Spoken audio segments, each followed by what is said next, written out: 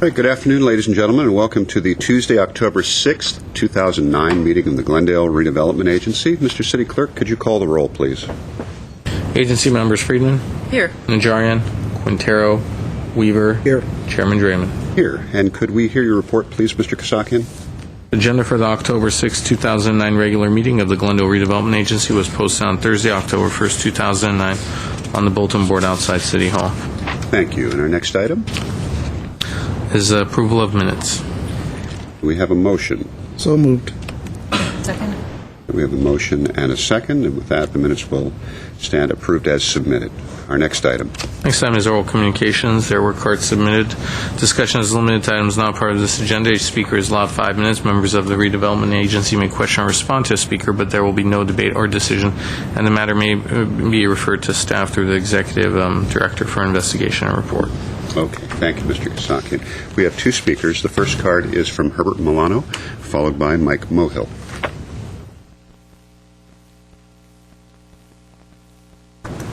Good afternoon. My name is Herbert Milano, members of the Redevelopment Agency. Tonight is one of those rare days when the City Council will be receiving reports and suggestions as to how to execute or implement strategic plans. And I may have remembered seeing a strategic plan for the Redevelopment Agency. But for many years, I've been trying to promote the concept of the balanced scorecard as a method of strategic planning. And I think that Redevelopment Agency should implement a strategic plan based along the ideas developed by the balanced scorecard.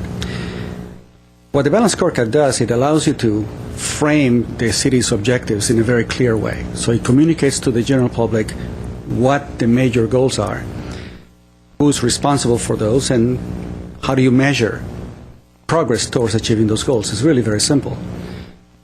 And so I was wondering how do you know that the redevelopment agency is achieving your overall strategic goals? I mean, from the public side, we don't really get to see a discussion of the strategy and the overall goals. Whenever we want to have some entertainment and want to do something active, I wind up going to Pasadena. And I was saying, well, what if we were to measure the activity, the economic dynamics of a city by, let's say, how many people cross the street across the Alex Theater at 8 o'clock on a Friday, and you count them. Because eventually, those individuals are shoppers and are engaged. And similarly, compared to somehow similar activity out in Pasadena. So if we were to use that as a measure, that we did on a continual basis every 3 months and report to you, you would know whether our activities or your activities, your decisions, are leading towards increased commerce or increased activity with the merchants. If another report gave to you, for example, the number of merchants that are closed, as a percentage of the total merchants that are, let's say, on Brand Boulevard, and you get a continual report on that, we will be able to tell whether your policies in encouraging additional economic activity is working or not working. And this is what I don't see. I don't see periodic reports that this body asks for to test to see if the objectives are being met. A few years ago, I had an opportunity to offer local manufacturing entities a service provided by the state of California, where we could provide free training, technical training on computer systems to manufacturing companies. And at that time, I went to the redevelopment agency, talked to Mr. David Ahern, and presented to him the idea to take this thing forward. So I asked him the question, do you have a list of manufacturers, and maybe jointly we can encourage this, and since the city has training facilities for technical in computers, I figured this is a good way of approaching this benefit to local businesses to improve the internal education of their employees. What shocked me was the answer that I received from Mr.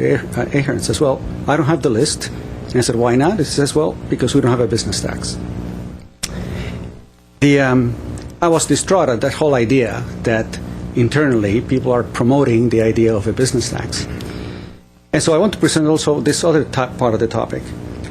There are many people that are incredibly miffed at the city of LA because of their business tax and the lack of adequate services that the city provides, overall, where there is the quality of the roads or traffic issues or the availability of sufficient reliable water delivery. There are so many problems, and yet there's this whole other tax that businesses have to bear. And I figure here is a value add that Glendale has that we should be promoting to say, look, come to Glendale, there is no business tax. If you're going to be providing services or set your businesses someplace, this is the place to be. So I think that there's a lot of opportunities for the city to come up with a certain objective, improve the economies of the city of Glendale, set certain goals, and then make staff accountable to reaching those goals. In order for you to do that in an effective way, a strategic plan along the lines of the balanced scorecard is what will help give clarity, not only to you, but to the staff, but into the general public. So I strongly encourage you for you to look on the web, under Google, look at the balanced scorecard, and then tie in anything after that. You'll see what other cities are doing. Thank you much.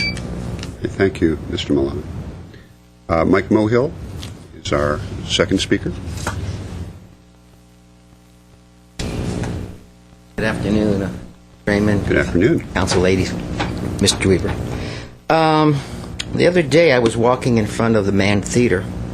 Mr. Mohill, could you state your name for the Mike record? Mohill, resident Glendale. I was walking in front of the Mann Theater on Bryan Boulevard, looking at the marquee, and there was this older man standing in front of me, walking in front of me. He says, "God damn it, there's no movie I want to see here."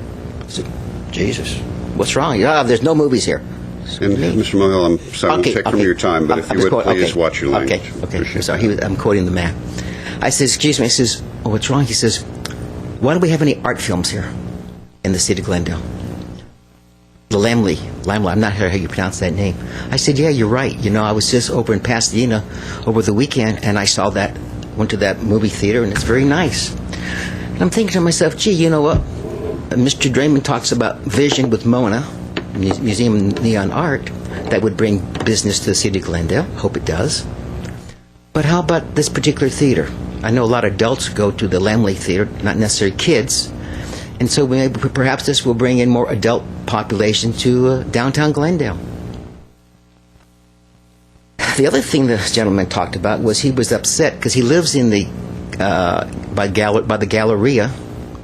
He says, "There's no parking around here. Ever since they put that Americana up, there's no parking around here." I said, "Hey, excuse me." I says, "But, have you gone to the city council and complained?" He said, "I've been here 2-3 times already." I said, "Well, bring your neighbors. Maybe they'll get the message."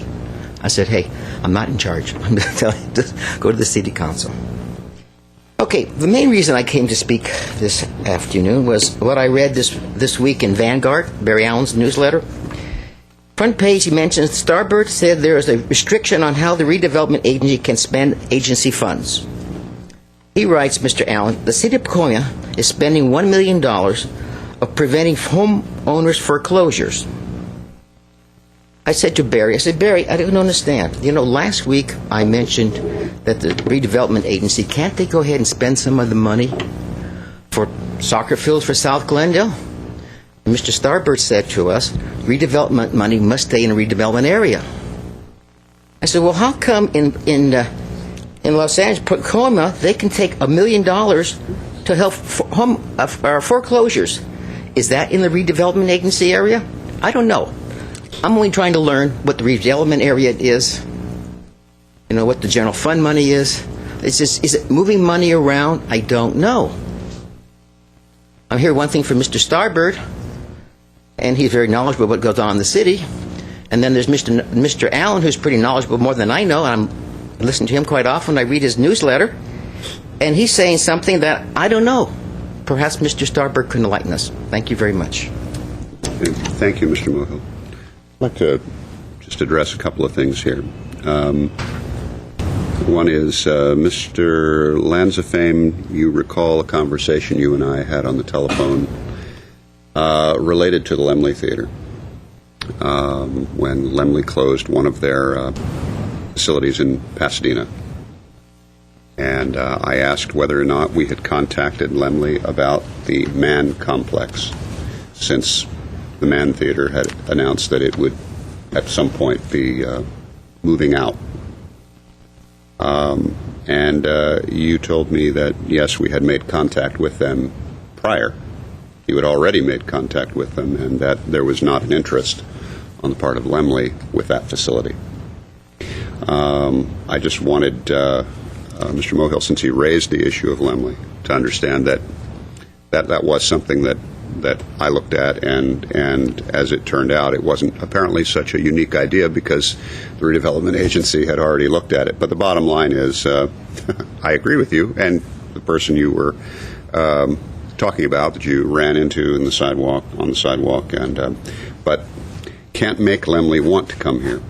The other thing is, I believe the issue that was raised was whether or not redevelopment money could be used to hire police officers, not whether or not we could build soccer fields in a redevelopment area as an improvement. And I believe that was the issue that was being addressed, because I'm the one that turned to the city manager and said, can we use redevelopment money to hire a police officer or for operational costs and things like that? I believe that's what the question and the response was. See, those are my 2 points. Are there anything from my colleagues? Oh. No. Okay. I will close oral communications. Let's move on to the next item, please. Next item under the business agenda is 6A, Director of Development Services regarding professional services agreement change orders in connection with various projects in the Central Glendale and San Fernando Road Corridor Development project areas. 6A1 is a resolution appropriating $60,000 to provide funds for change orders for Luke and Nelson Nygaard contracts. At 6A2 is a motion approving change orders for the following firms totaling $255,000. EP Associates in an amount not to exceed $110,000. Kaiser Marston and Associates, Inc. in an amount not to exceed $35,000. Nelson Nygaard Consultants in an amount not to exceed $30,000. School of Self-Reliance in an amount not to exceed $15,000. Stradling, Yoka, Carlson, and Roth in an amount not to exceed $15,000. Look Forward, Hamilton, and Scripps, LLP in an amount not to exceed $50,000. Okay. Thank you very much. Let me turn to the Director of Development Services, Phil Lansman. Mr. Chairman, members of the Redevelopment Agency, the City Council and Redevelopment Agency has a policy that any time a contract exceeds $50,000 in total, that we bring that back to you for your approval. We have identified 6 professional service agreements that need additional funding for projects that you have directed us. As your policy has suggested, we're bringing it back to you to let you know when we initiated the contracts, what the total amount is, and the additional amount needed. I can answer any of the questions specifically, but as I said, these are 6 consultants that we use external to staff, or in addition to staff, for activities that you have authorized. Okay. Thank you, Mr. Lansman. Let me turn to my colleagues first. And Do you have any speaker I do cards? have a speaker card. I have a question, Yes. and I hate to ask this question. I'm hesitating to even ask it. And I certainly wasn't here when this was first, so this is more just an explanation for my curiosity. And it's about item 5, the School for Self-Reliance Glendale's Farmers Market. Yes. So we pay them $135,000 a year to set the market up on Thursdays? No, the $135,000 is the total since the inception of the contract in the year 2000. It's about $12,000 or $13,000 a year. That makes me feel a lot better. Thank you very much. I was thinking I'm in the wrong business. If you can show up on Thursday and set up a farmer's market, and okay. Thank you. We have them public. And actually, it's $120,000. We're asking for we're being asked to vote on a $15,000 change order, Right. which would bring it to $135,000. Correct. Yes. That is correct. Okay. All right. Mr. Weaver, anything before we go? I'd like to hear from the public. All right. We have one speaker card, Mike Mohill.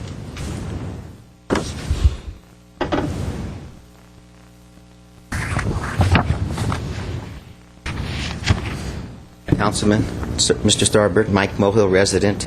I would like to answer the question about the redevelopment money. Tacoma, they use it for foreclosures. Can we use money from the redevelopment agency for foreclosures? We'll get you an answer. Okay. I- The next question is, all this money that we're talking about, why? Haven't we already spent enough money on these contracts with these individuals? You know, people are cutting back left and right. People are working overtime and not getting paid. But people just go to the city of Glendale and say, hey, write us another check. Is anybody checking on their records? Who's doing their due diligence and see what their records look like? I know when someone wants something from me, they check me out before I'm allowed to do anything about it. Are we just going to rubber stamp whatever these people want? The question is, why? Again, everybody else is cutting back.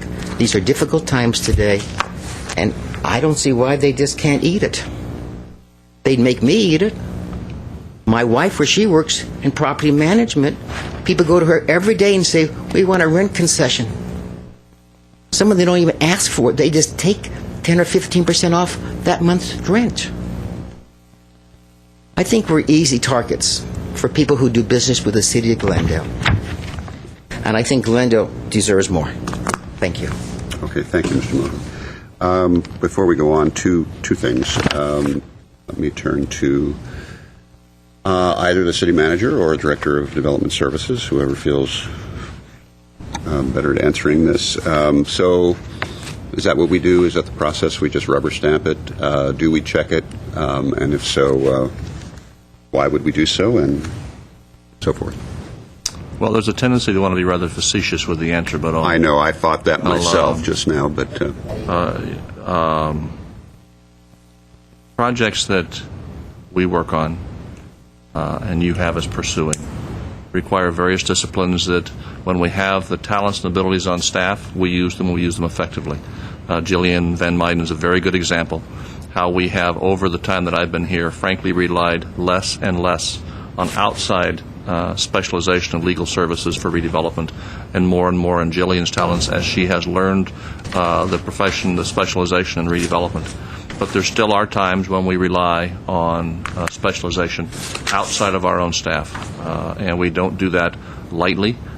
We try not to, but many of the issues that we face in working on a particular project can be very complex, like environmental law, law dealing with what could eventually become possibly eminent domain proceedings. Those are very complex laws, and if we had those talents on staff, we'd use them, but in some of these cases we need to rely on outside talent. And indeed, we do monitor them, watch them closely. We do not just give firms like this blank checks. And you're not able to ask them to just suck it up and eat it, as Mr. Mohill says. You either do with their services or without their services. And we only bring these to you and utilize these consultants when we need their services. Otherwise, we do rely on our own staff. Did I get to your question, Mr. I think it does, except for the part of who happens to have the rubber stamp at the moment. It's not in my desk drawer. So actually, then I guess it must be missing because I don't have one either. So. Okay. All right. The other question that was raised had to do with foreclosures and the use of redevelopment money to buy up foreclosures. I think you can't. There was recently legislation that dealt with affording redevelopment agencies the opportunity in communities to utilize tax increment for a program of addressing foreclosures. We frankly haven't seen that as an opportunity here or something we should be getting involved in. It has a number of rather broad implications, especially given the level in some communities of foreclosures. But within rather confined circumstances, there is some authorization out there in which tax increment revenues could be used in some circumstances to generally purchased foreclosed properties. And foreclosed properties that wouldn't necessarily be just commercial properties. That's correct. Members of the agency, it's important to remember that the 20% low and moderate housing set-aside is set aside for the purposes of preserving, protecting, and increasing affordable housing, so that within that broad ambit of responsibilities, an argument could be made, and it was probably part of that legislation that was just passed, that money, those monies that are being used for foreclosure assistance fall under that definition of what housing authorities are allowed to do. And remember, that is redevelopment fund. That's the 20% of what we collect in tax increment. Okay. Thank you very much. Councilmember Friedman, or Agency Member Friedman. I am just extrapolating that what Mr. Mohill's suggesting is that we start using taxpayer funds to bail out our local homeowners who have been foreclosed on. And that sounds like a pretty problematic proposition in this community and at this time, and it's the first I've heard of it from the community, but if you think that you have a lot of people that are interested in having us do that, certainly maybe you should start trotting them in. Okay. Mr. Weaver. On that issue, even a minor thing like providing people impacted by the Orange Street garage construction, agency gave money to support them. And then they were back wanting more. And then the ones on Brandon wanted money. So you start down that path, and boy, there'll be no end to the private sector wanting the city government to support them in every walk of life. It just isn't going to happen. As far as contracting out, when I was with the Corps of Engineers for 30-some years, I think we had a workforce of over 2,000 to 3,000 workers, and over the years we downsized to less than 1,000. That meant that we always were contracting work out for specialties. We cannot afford to have specialists in certain areas of engineering, design, construction, and keep them employed all year long when they were only required for maybe a few weeks out of the year. So you consult. That's why you put it out there. You get people that are specialists in the area that you need. You contract with them for a specific time. And you've got to pay the price that's going out there. You can go to competitive bidding, but you're eventually going to end up paying for what you want to get. So contracting has always been a way of life in any city, in any county, state, or even the federal government. I doubt that will ever change. So with that, Mr. I have one more question. Oh, then I'll make a motion. Okay. My last question, it was actually, my curiosity was piqued as a result of one of my colleagues' questions about the Glendale Farmers Market. In the report, it's item 5. It's page 3, item 5. I'm just curious. It doesn't exactly explain what, or maybe it does, and I just don't understand it. What the change order is for? What is the additional $15,000 for? Some of the other items, it says, the request is this amount of money to be used for, or the change order was as a result of. The way the contract is set up, it's I believe a 3-year contract with $5,000. Every 3 years, we bring this item back to you to renew that contract. So it is for. They've just exhausted all of the funding in the contract. This will fund 3 years in the future. But it's being brought back as a change order. I'm just curious why a change order as opposed to just appropriation of funding for the operation of the event. That's my question. So it's just an extension of an existing contract. Right, it's because we have an existing contract. Okay, thank you. I appreciate that. It was the one that stood out because it didn't mention what the extra funds were necessary. Okay, I have no other questions. Any other comments or questions? Chair Draymond, I'll move 6A, 1 and 2. Second? Okay, we have a motion and a second. Mr. Kasaki. Wait up. 1 and 2, I'm sorry, yes. Ms. Van Meyen. Members of the agency, I did pass out a revised motion, and that is to include under 1, P Associates, the second bullet point. It's broken. The $110,000 is broken down. $100,000 for 2448, 2468 Honolulu, $10,000 for contractual services. So it's just to add that level. So my revised motion is moving 6A, 1 and 2 as amended. Okay, Thank second. you, Mr. Weaver. Thank you for the second. Mr. Kasakian, if you would, please. Agency members Friedman, Yes. Najarian, Quintero, Weaver, Aye. Chairman Draymond. Yes. All right. Our next item. Are there any agency member or staff comments? I see no one jumping up and down. Move that we adjourn. We have a second? Second. We're adjourned. Thank you very much.